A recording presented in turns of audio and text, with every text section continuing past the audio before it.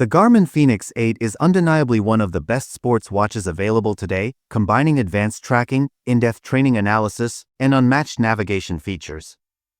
However, its premium quality comes at a hefty price tag. Fortunately, there's good news for adventurers and fitness enthusiasts. The Garmin Fenix 8 Solar 51mm just received a 5% discount on Amazon, bringing its price down from $1,199 to $1,134. While the discount may seem small, it's a significant saving on this top-tier sports watch, which launched in August 2024. Why choose the Garmin Fenix 8 Solar? This deal features the 51mm solar model, renowned for its exceptional battery life.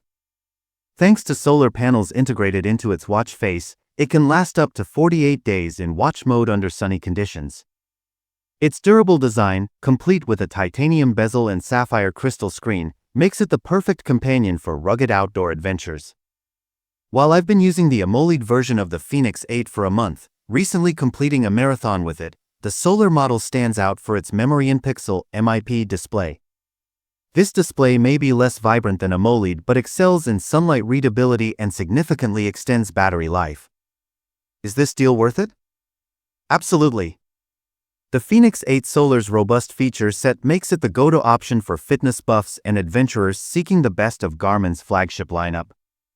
Although it remains a premium-priced watch, this rare discount provides a great opportunity to invest in cutting-edge technology. Prefer older models?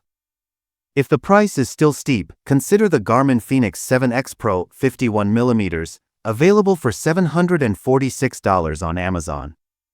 While it lacks some features of the Fenix 8, like dive-proof capabilities and a built-in mic and speaker, it's still an exceptional sports watch offering comprehensive tracking and training analysis. With this deal, the Garmin Fenix 8 Solar 51mm proves to be a worthwhile investment for those who demand the very best in a sports watch.